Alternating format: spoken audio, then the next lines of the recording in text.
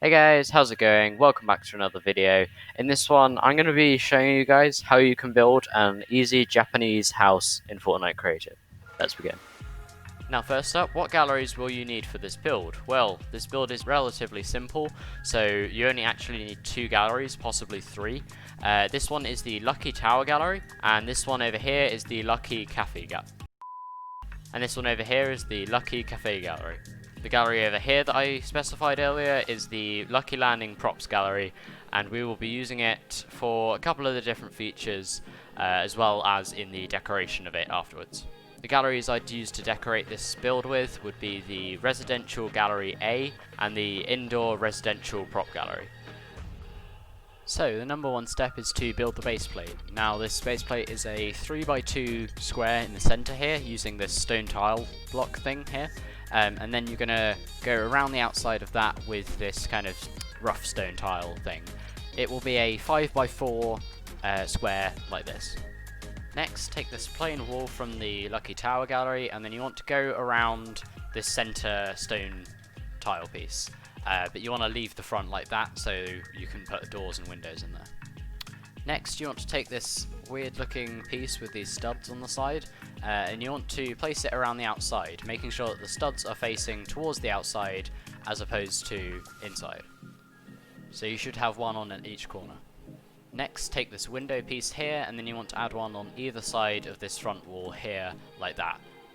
Now I'll just simply add the door in the middle of those two, just like that, nice and simple.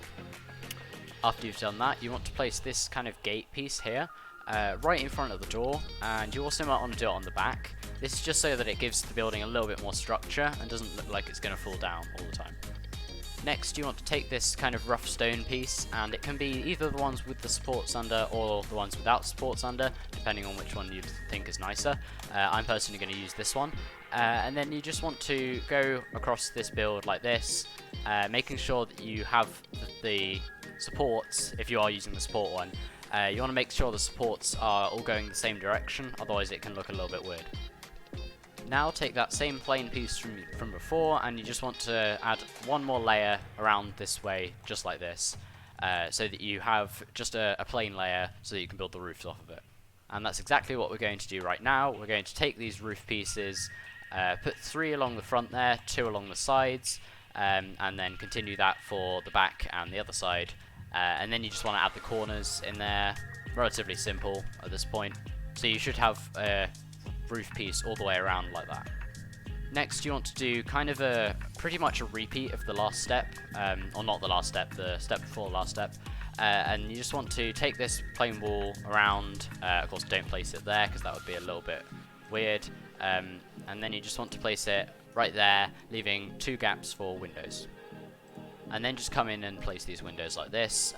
So then for the next step, you can come under here and you can actually copy and paste all of this stuff down here, all the roofs, as well as the supports underneath them, so that you can just use them on the next layer. So absolutely everything on this kind of thing needs to be selected, but don't select these supports because they're not going to be used on the second one. But then you just want to take that and put it on the top here. There we go, I think we got it first try. You might have to experiment with that a little bit because it can be a little bit finicky.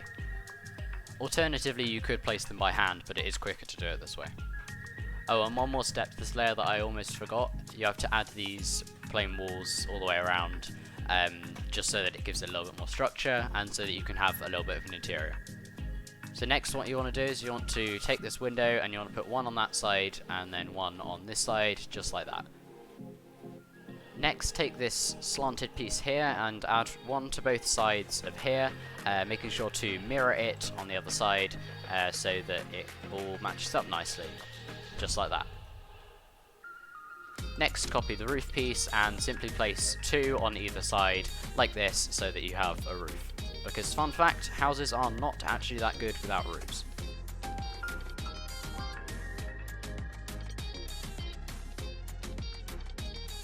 Next, grab this piece here, I believe this piece is the only piece that you're going to have to go to the Lucky Cafe gallery to get.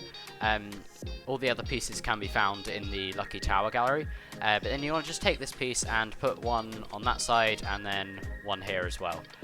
The reason why this one isn't in the Tower gallery is because it's replaced by this one here. You can use that one if you want, but this white one here matches up with the rest of it better, in my opinion. Now for the final step for the structure of the build, you want to get this piece right here, and you want to take it and put one there and one there to cap off the build and make it kind of complete-ish for the structure. Now the following steps are completely optional, but they are kind of the difference between this build right here and this build right here. And you can really add a lot of depth and detail to your builds using these strategies that I'm about to show you. So the first one here is going to be using this plant pot thing here. I think it's in the general props gallery or something. I didn't really do any research on that. You turn it onto a grid snap 4 and place one there, one right there. Actually you want to make sure it's underneath the wood beam right here, so that it matches up correctly. You can even put it in a little bit more like that. That probably looks better. Then you can come in here and you can also resize this. If you just turn it to resize axis height, put it one down, and then resize it until it's just about below this beam here. And then you can of course do that for the other side as well. And then next, after you've done that whole thing, you can add these kind of flower things. I believe these was from the outdoor residential prop gallery. There's a whole good selection of flowers in there that you can use, and it really gives the whole build a little bit more life and colour. You can also take these lanterns from the prop gallery for Lucky Landing, and you can place them kind of a little bit in the wood right here. Grid Snap 8 works the best for this, like kind of that. If you just do this on Grid Snap 8 and you put it for every corner, I use the one, not the chain, for the bottom ones, and it just gives it a lot more detail and really helps with the whole theme of this build. Now to get these kind of glowy window effect things, what you need to do is you need to take this kind of lampshade thing from the shark prop gallery, and then you want to take it to the top of here, and you want to turn it onto a Grid Snap 16. Find the one which is kind of in the window, as you can see, and then you just want to go one back and place it. You will be sacrificing the interior a little bit by doing this, but you can always take a wall and just kind of block it off like that. I guess it's kind of up to you in the long run, really, if you want to have these windows or not. If this is just going to be a static build that you're not going to go inside, say if you're making a map or something, leaving the interior and just putting these lamps to make the outside work better would definitely be a good idea. Also, just a tiny detail, I added a little rock back here, and it kind of just says something in Japanese. I'm not going to say what that actually means. Feel free to stick it in a translator or something. If you do find out though, be sure to stick it in the comments, because that'll be it'll be interesting to see how many people can actually decipher that. So that is going to be it for this video. If you guys enjoyed, be sure to click the like button, it really helps. And also feel free to check out this playlist that I've got on screen right now. It's a playlist of all my creative tutorials if you haven't seen them. But with that being said, I'll see you all in the next one. Goodbye.